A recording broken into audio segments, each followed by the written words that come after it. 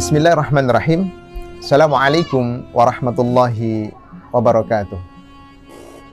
Pemirsa yang dirahmati Allah Azza wa Jalla,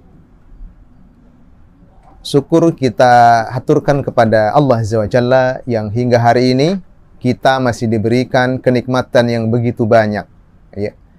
Kenikmatan mata, kenikmatan tangan, kenikmatan hati, dan seterusnya, sehingga hari ini kita masih beribadah kepada Allah Azza wa Jalla. Namun perlu diingat bahwa setiap perintah ibadah dari Allah Azza wa Jalla itu tidak lepas dari hubungan manusia. Ada yang hubungannya hablum minallah dan ada yang hubungannya hablum minan nas. Dan hari ini kita akan membahas tentang hubungan manusia dengan manusia yang lain atau hubungan sosial. Insya Allah pada kesempatan ini kita akan membahas tentang hubungan manusia atau sesama manusia, yaitu hubungan sosial. Dalam agama disebut sebagai muamalah. Namun wabil khusus lagi kita membahas tentang muamalah mal, di mana hari ini masyarakat semakin gampang untuk belajar, tetapi semakin susah untuk mempraktekkan apa yang dia dapat dalam kajian-kajian ilmiah, kajian-kajian ilmu dari ustadz siapa saja. Untuk mempraktekannya begitu sulit. Namun kita tidak boleh putus asa atas hal itu. Di depan saya ada sebuah buku yang akan kita bahas setiap pekan, bersambung ya, berseri, yaitu Ensiklopedia Fikih Muamalah dalam pandangan 4 mazhab. Ya. Kenapa harus buku ini? Karena menyampaikan pandangan dari 4 imam yang terkenal, ya, Imam Abu Hanifah, ya, Imam Ahmad, Imam Syafi'i, Imam Malik. Semua hukum yang disampaikan dalam buku ini itu berdasarkan fatwa-fatwa dan literasi dari imam 4 mazhab.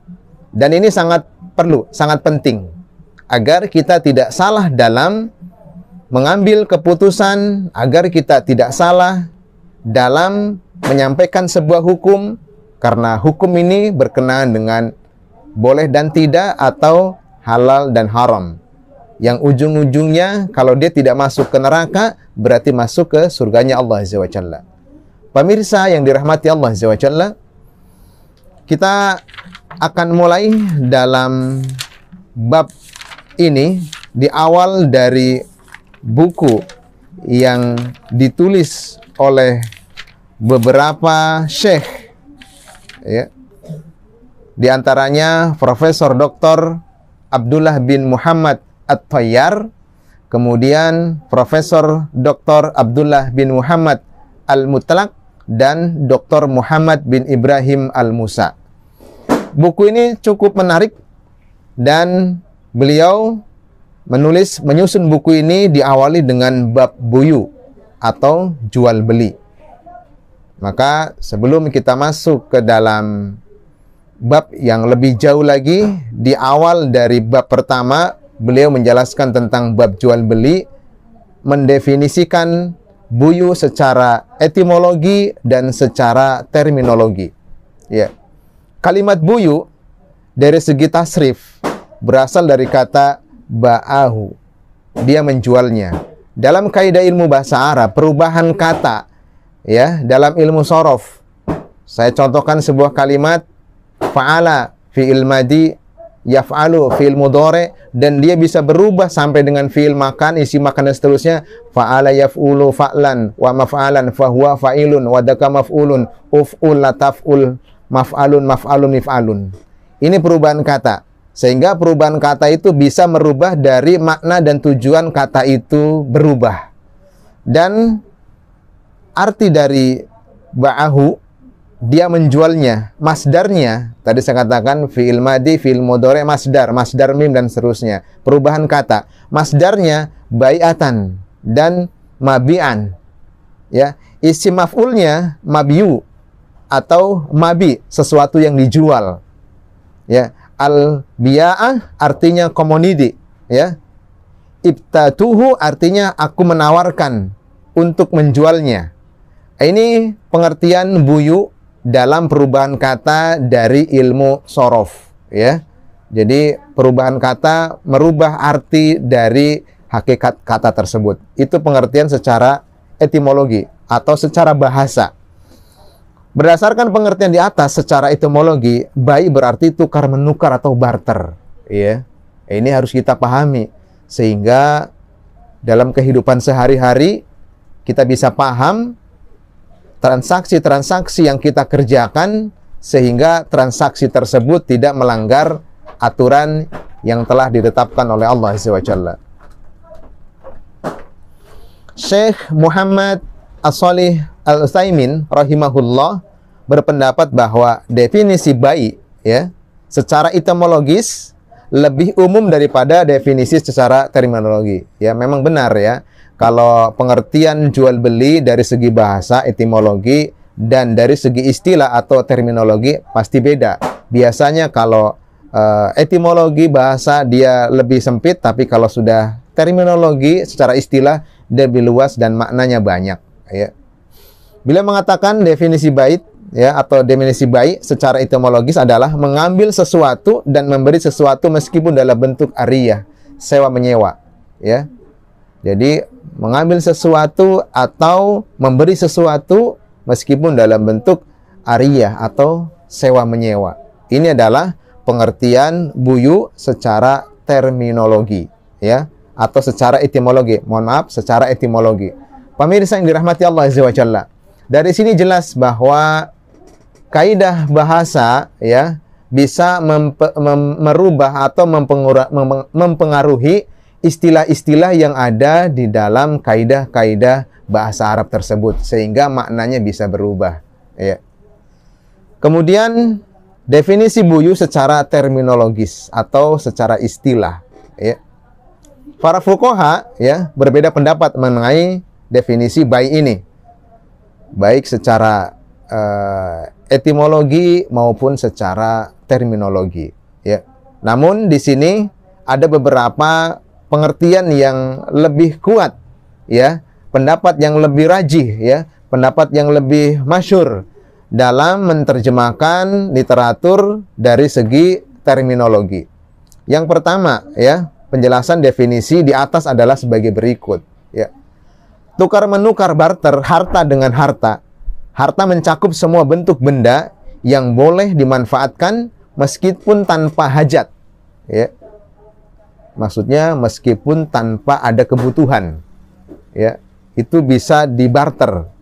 Yang penting orang lain membutuhkan, kalaupun kita tidak, tetapi karena aqdain, dua orang yang berakad itu salah satunya membutuhkan, karena dalam istilah jual beli, ya, seseorang tertarik kepada suatu benda dan untuk memilikinya harus dengan menukar sesuatu itu kepada orang yang memiliki benda tersebut, sehingga orang yang memiliki benda tersebut memberikan benda itu kepada orang yang menginginkan benda tersebut.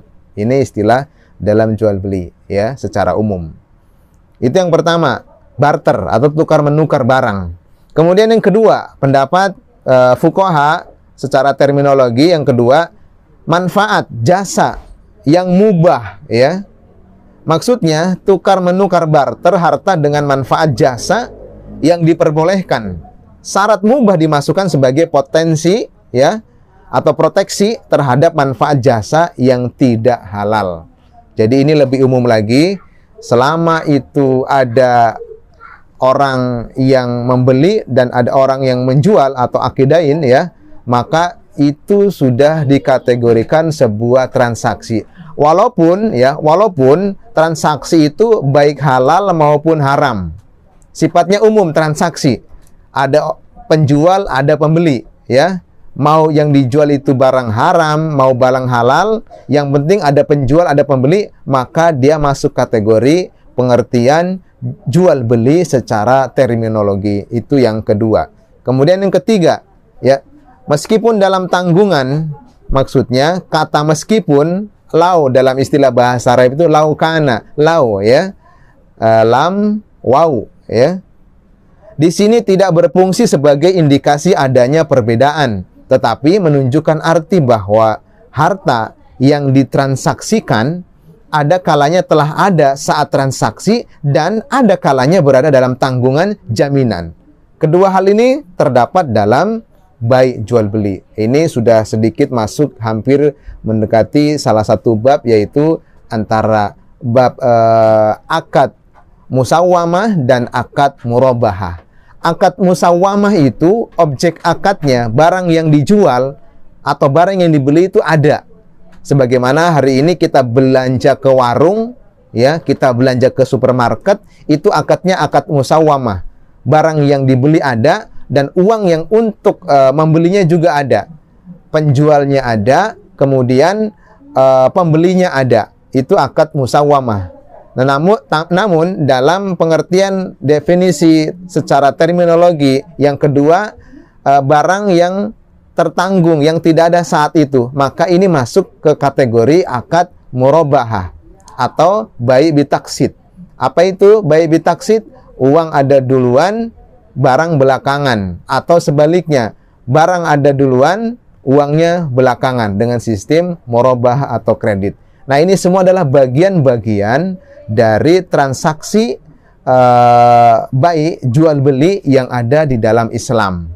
Makanya kita sangat perlu sekali, wajib sekali untuk belajar muamalah. Olehnya pada kesempatan ini, di majelis yang mulia ini, kita harus selalu setiap hari minimal sepekan sekali kita harus belajar tentang masalah muamalah, agar setiap transaksi kita yang terjadi baik di lingkungan kita secara kecil, ruang lingkupnya kecil, maupun lingkungan kita secara besar, kita sudah paham muamalah, sehingga ketika terjadi transaksi-transaksi yang keluar dari syariat Islam, dia secara otomatis tidak mau melakukannya, tidak mau mempraktekannya. Kenapa? Karena dia sudah tahu hukumnya. Hari ini yang terjadi, kenapa umat Islam khususnya sering terjebak dalam dosa-dosa kubangan hitam, salah satunya riba dan seterusnya, goror dan seterusnya, karena berawal dari tidak pahamnya dia terhadap masalah muamalah. Ini tugas siapa? Tugas kita semua. Bukan tugas ustadz saja, bukan tugas saya saja, bukan tugas Habib saja, bukan tugas kiai saja, tetapi tugas kita semua untuk belajar. Makanya Rasul katakan dalam sebuah hadis yang masyhur, utlubul ilma minal mahdi ilal lahdi. Tuntutlah ilmu dari mulai ayunan sampai ke liang lahat. Menandakan apa? Bahwa belajar menuntut ilmu itu tidak ada istirahatnya, tidak ada berhentinya. Dari mulai kita lahir sampai kita meninggal baru istirahat menuntut ilmu. Kalau hari ini, ya, kita masih hidup, masih diberikan kenikmatan yang luar biasa, rezeki kita masih lancar, harta kita masih ada, ya, kita masih bisa makan, masih sehat dan seterusnya. Kemudian kita tidak mau belajar, baik pelajaran-pelajaran umum maupun pelajaran-pelajaran agama, dalam hal ini adalah masalah muamalah, berarti kita orang-orang yang sombong di sisi Allah Azza wa Jalla. Dan orang-orang yang sombong, Allah lewat Rasulnya menyampaikan sebuah hadis, la yadkhulul jannah man kana fi qalbi misqala dzarratin minal kibr, ya, tidak akan masuk surga seseorang yang di dalam hatinya ada rasa sombong walaupun hanya sebiji buah yang kecil, ya. Inilah orang-orang yang sombong terhadap ilmu yang diberikan Allah kepada kita. Mari pemirsa yang dirahmati Allah Azza wa Jalla, kita praktekkan dalam kehidupan sehari-hari apa itu jual beli, pengertian jual beli secara etimologi dan pengertian jual beli secara terminologi. Dan insya Allah kita akan sambung di bab selanjutnya, kita masuk kepada rukun, hukum jual beli dan seterusnya, sehingga kita paham betul apa yang kita kerjakan dalam kehidupan sehari-hari ketika kita mempraktekkan muamalah, wabil khusus muamalah mal. Demikian, assalamualaikum warahmatullahi wabarakatuh.